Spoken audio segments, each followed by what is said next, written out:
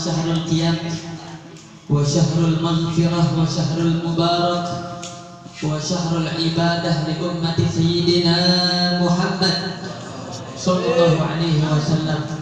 Allahumma salli ala sayyidi sadat wal muradat wal kainat habibika Muhammad al-akram wa nurika al-a'zam wa ala alihi wa sahbihi ajma'in, amma ba'd. Yang terhormat al-mukarram wal muhtaram, seluruh yang hadir pada hari ini, yang mohon maaf saya tidak dapat sebutkan namanya satu persatu, tapi tidak mengurangi rasa hormat dan ta'zim saya kepada antum-antum sekalian.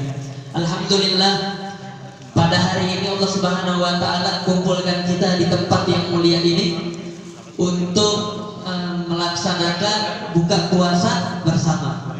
Alhamdulillahirabbil alamin. Nabi Muhammad sallallahu alaihi wasallam beliau bersabda, al-jamaah rahmah. Bersama-sama itu akan mendatangkan rahmat, kasih sayang dari Allah Subhanahu wa taala. Kita ada di bulan suci Ramadan, bulan yang Allah Subhanahu wa taala berikan di dalamnya kemuliaan. Allah Subhanahu wa taala di bulan ini futiha kullu abwabil jannah. Semua pintu-pintu surga, jalan-jalan ke surga semuanya dibuka besar-besar Allah. Wa ghuliqa abwabun nar. Ini bulan ini Allah Subhanahu wa taala tutup semua pintu neraka. Makanya orang-orang yang ada di dalam kubur masuk bulan Ramadan girang, semuanya senang. Kenapa? Karena di bulan ini Allah Subhanahu wa taala sebar luasin kasih sayangnya buat semua hamba. Buat yang masih hidup, Allah Subhanahu wa taala lipat gandain ibadahnya.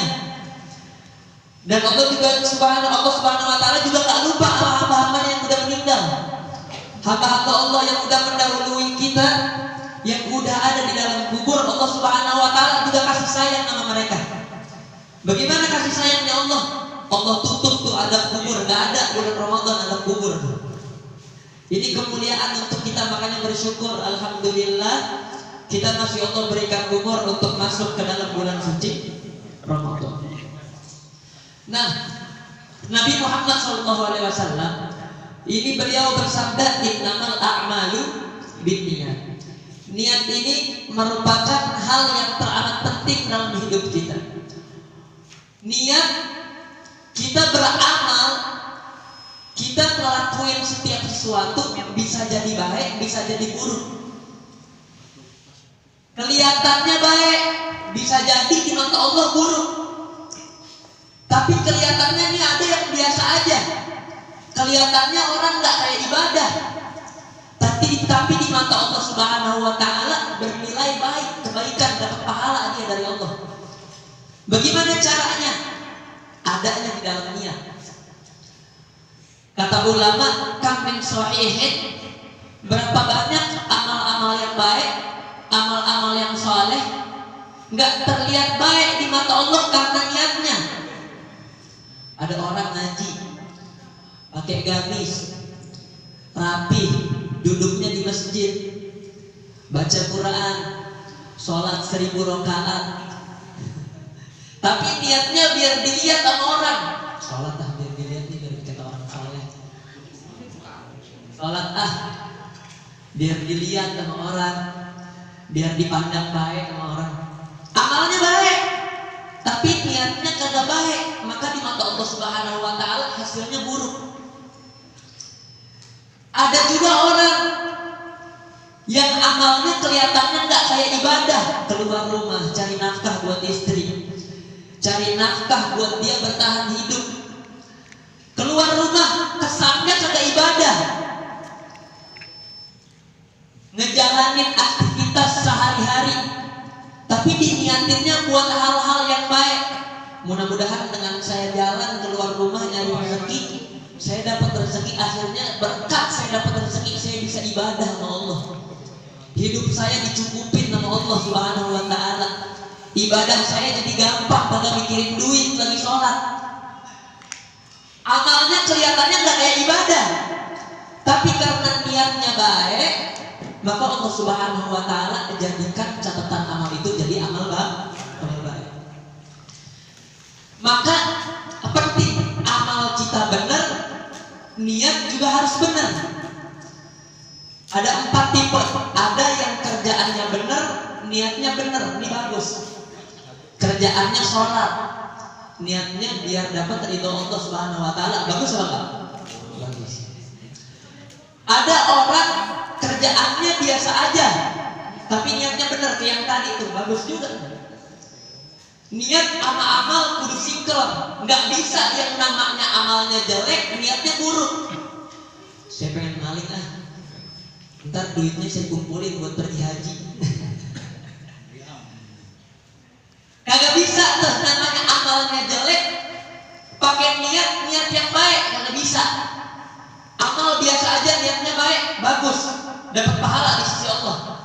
Amal baik, niatnya baik, lebih bagus lagi, pahalanya lebih besar di sisi Allah. Tapi tidak bisa kita nyampurin amal yang jelek buat niat yang main sholat habis itu sedekah buat masjid. Kagak bisa begitu. Maka penting amal baik, niatnya juga kudu baik. Maka ini bulan Ramadan, bulan untuk kita perbaiki diri kita sekarang. Kalau enggak bulan Ramadan, mau kapan lagi kita beresin diri kita? Bulan Ramadan baca Qur'annya kan dipaksa, Mas, ya Allah, ini baca Qur'an males banget ya Allah. Di bulan Ramadan kagak bisa, bagaimana ntar bulan-bulan lainnya selain Ramadan? Kalau di bulan Ramadan kita nggak bisa ngebiasain amal soleh, bagaimana ntar bulan Ramadan? Oh, Ramadan masih males banget ini. Kalau Ramadan yang orang-orang pada ibadah, kita ngeliat orang ibadah biasanya kita ngirah tuh jadi semangat. Gimana ntar bulan Ramadan tuh yang biasanya sepi lagi, makin males, makin susah. Maka di bulan Ramadan ini pinter-pinter nyari amal soleh. Amal yang sunnah di bulan Ramadan ini pahalanya jadi wajib, dilipat gandain sama Allah. Ntar kita makan, makannya baca bismillah. Biasanya pahalanya sunnah, bulan Ramadan jadi wajib tuh pahalanya. Pakai tangan kanan, beda lagi pahalanya. Pengen makan, baca sholawat, beda lagi pahalanya. Maka ntar ini kita buka, ini ulama ngajarin kita. Setiap kita buka puasa, itu kita dapat jatah khusus buat doa dijabah sama Allah. Ini setiap buka. Kita kalau buka puasa, itu waktu Allah Subhanahu wa taala kasih buat kita sempetin doa hajat kita minta sama Allah, itu waktu ijabah. Dan kita buka, batalin, habis itu doa minta hajat-hajat sama Allah Subhanahu wa taala. Ini diajarin sama ulama. Kenapa? Karena orang ketika buka puasa dia sukses ngejalanin puasanya, Allah kasih rahmat buat dia. Makanya habis batalin puasa kita biasa baca tuh, Allahumma innaka afuwwun tuhibbul afwa fa'fu anna. Itu doa. Karena ketika kita buka puasa, doa kita diijabah, diterima oleh Allah Subhanahu wa taala. Sempat itu ya Allah, mudah-mudahan rezeki saya lancar. Mudah-mudahan jodohnya gampang. Ya Rabbal.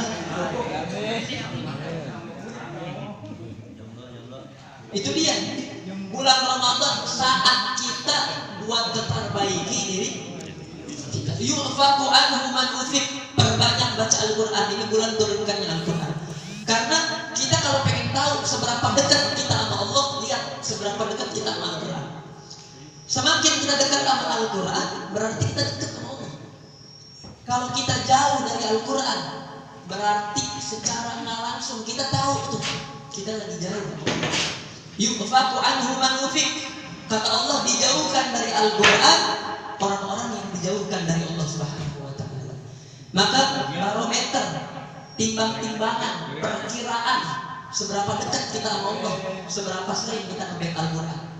Imam Syafi'i, Imam Abu Hanifah di luar Ramadan hatam Quran 1 bulan 30 kali hatam.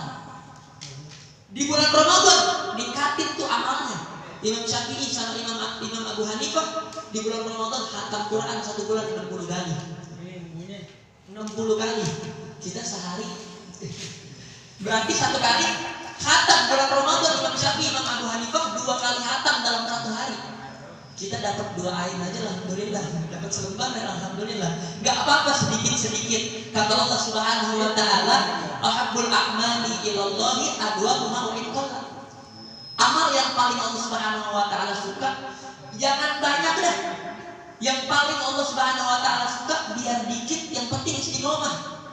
Sebelum jalan kerja baca Quran walaupun selembar, yang penting istiqomah, itu Allah lebih demen daripada yang bacanya banyak tapi sehari itu baca besok udah kagak lagi. Pulang kerja pengen tidur baca lagi dah selembar lagi sedikit, tapi setiap hari diterusin istiqomah. Itu Allah Subhanahu wa taala lebih demen daripada yang banyak tapi kagak istiqomah. Kalau yang dikit istiqomah Allah demen, bagaimana yang banyak terus istiqomah? Dapat cinta dari Allah Subhanahu wa taala. Terakhir saya tutup ada cerita.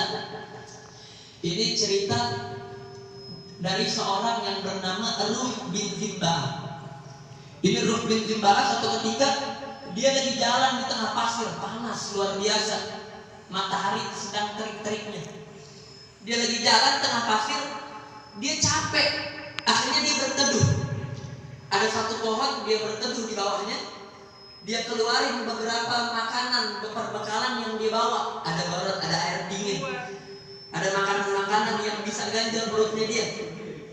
Pas dia lagi duduk di bawah pohon, tiba-tiba ada orang ngembala kambing. Siang-siang ngembala kambing di padang pasir yang lagi panas banget, lagi terik.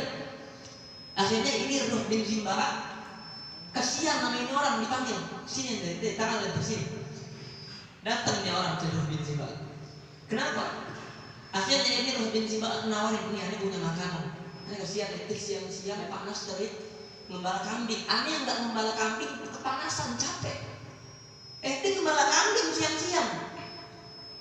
Aneh yang nggak ngembala haus, kepanasan. Ini kasih namanya ini kasih makanan, ini kasih minum. Apa jawab orang ini? La ini shalim. Saya nggak mau, saya lagi puasa sunnah. Kata itu orang, engkau puasa sunnah? Iya, nah, ini shalim, saya puasa. Panas begini, engkau puasa. Lagi panas-panasnya saya aja nggak puasa, capek, lelah. Bagaimana engkau puasa ngembala kambing lagi? Apa jawab beliau? Enggak apa-apa, saya ridho dengan puasa ini. Lebih baik saya susah-susah, capek-capek di dunia daripada nanti saya harus susahnya di akhirat. Mendingan saya capek di dunia, saya susah di dunia. Sholat, kadang-kadang kita males. Sholat berat apa enggak? Berat. Baca Quran kadang juga kita males, berat apa enggak? Berat. Tapi kita paksain, emang pertamanya awalnya kita ngerasain pahit.